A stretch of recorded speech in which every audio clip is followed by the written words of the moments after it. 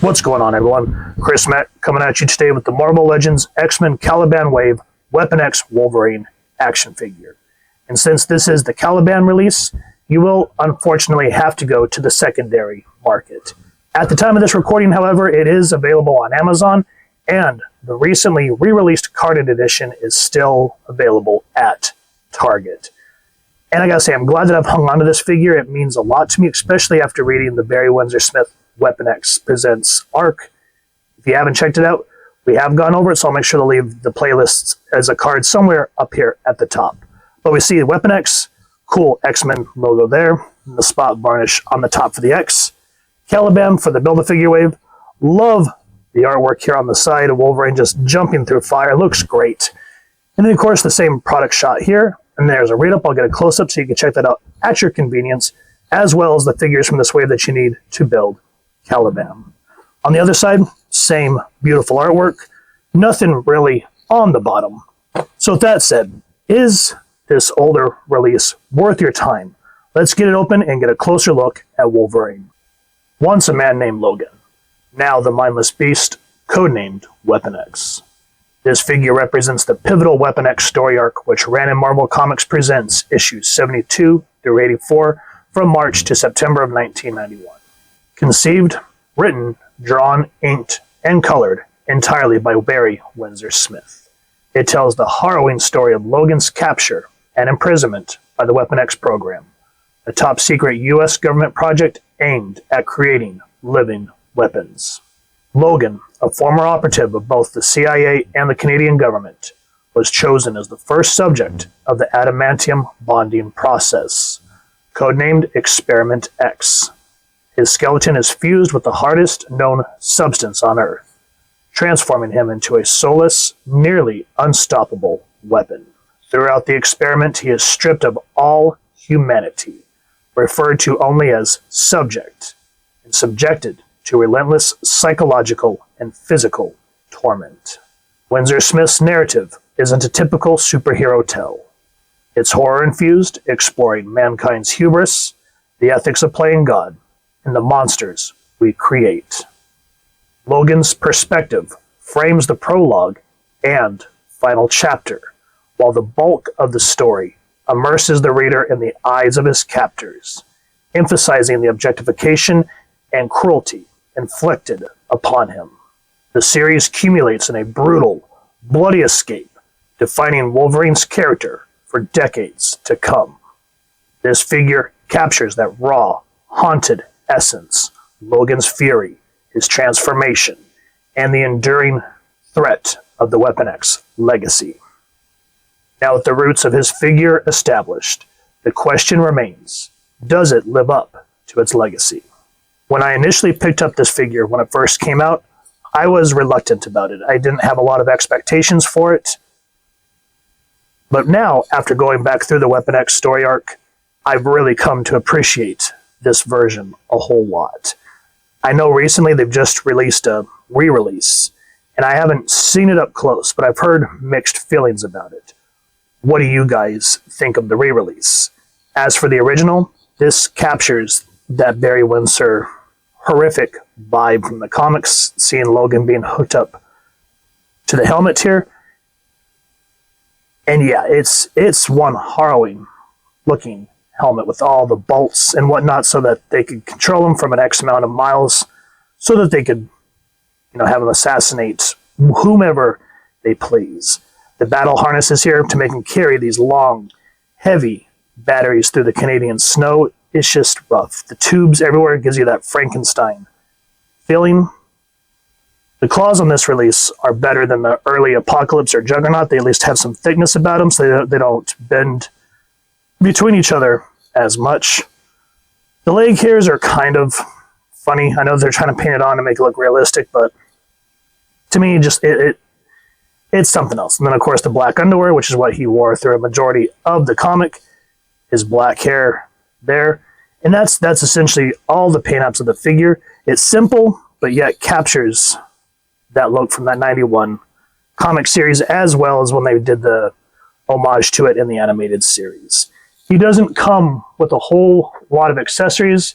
It's kind of one of those that you see, what you see is what you get, other than that you can swap heads. And this head for me, it's okay. It's got that Scream look about it. And it very much has kind of a 70s vibe to it with those mutton chops there on the side. But nonetheless, just being able to have that screaming head looks good. The only downfall for me is when you do swap the heads out, you can unpop the cable here. But the downfall is you cannot unplug it from the battery pack. And if you can, I'm afraid of breaking it. So I'll leave that to your discretion. So you'll just have to kind of hide it somewhere to make it look natural when you're using the other head.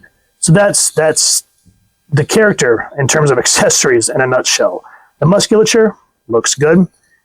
As for the articulation, of course, like any figure from any line, with the long hair, it is hard to do any type of head movement. So he is on a dumbbell joint, I believe.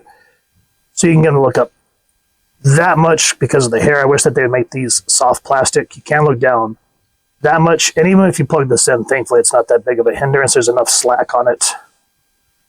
So you can turn his head that way,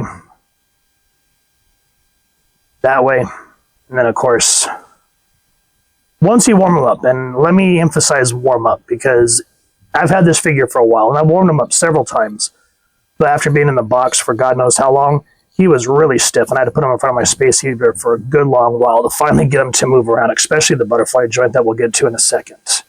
You can go back that far. Twists there. And then, as I just said, thankfully the harness here doesn't get in the way of the butterfly joint.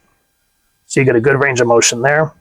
Because these cables not being able to come off, it's kind of hard to do a 360 because these tangle up in a funny way. Upper, bicep twist. Essentially double jointed elbows. Hands do their normal thing. And thankfully the cable does not get in the way of the wrist articulation there. Legs out that much.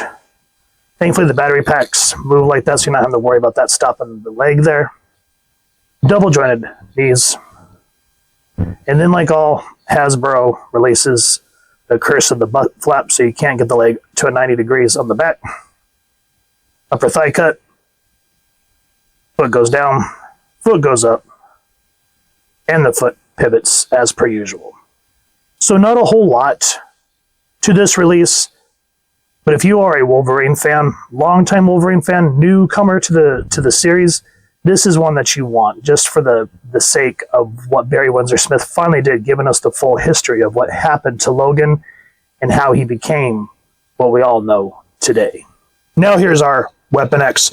Next to all the other iterations of Wolverine that we've gone over in the past, this is the Sugarman Age of Apocalypse Wave Weapon X.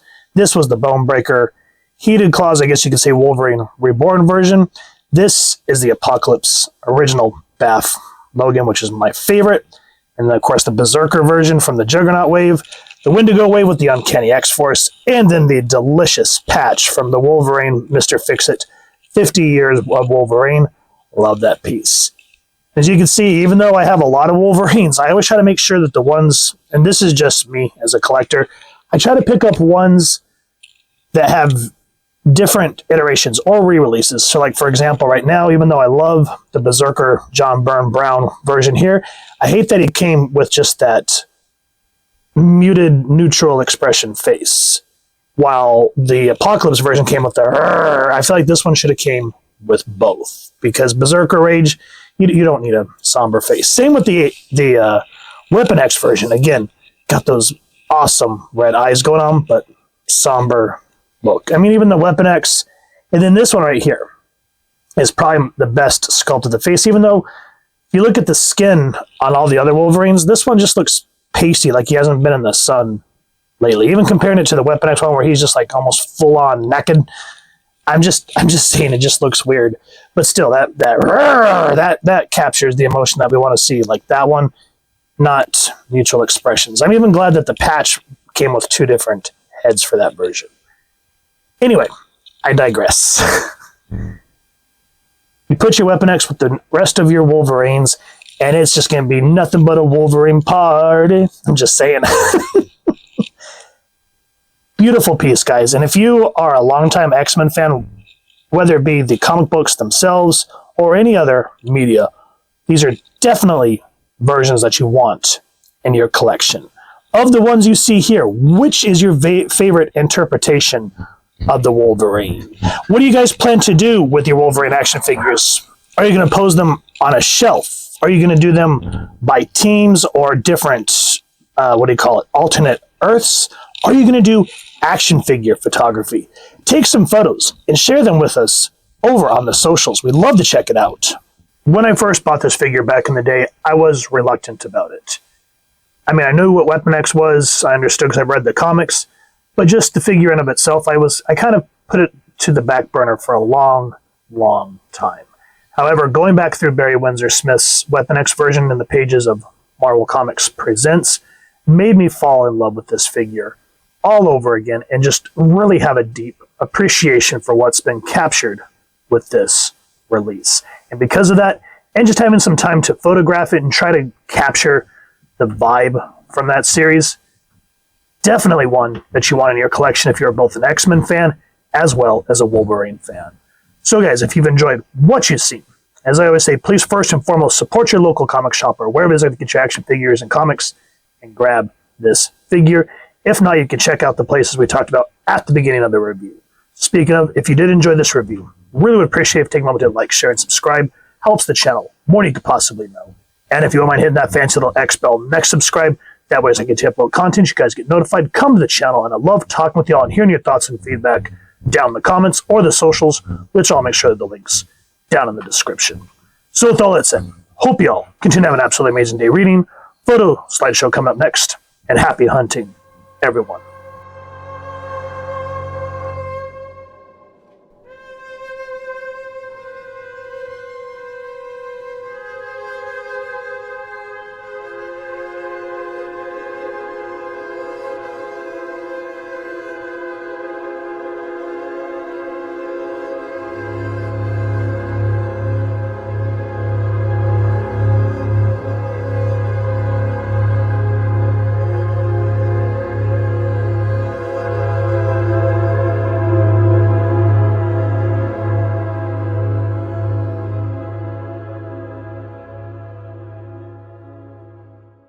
Hey y'all, I got some action figures up for sale to make room for future reviews on the channel.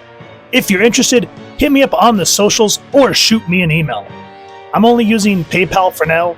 Check out the Google link in the description for pricing and availability. If something grabs you, we can work out a price. And just a heads up, shipping will be additional based on your location. Thanks for supporting the hunt.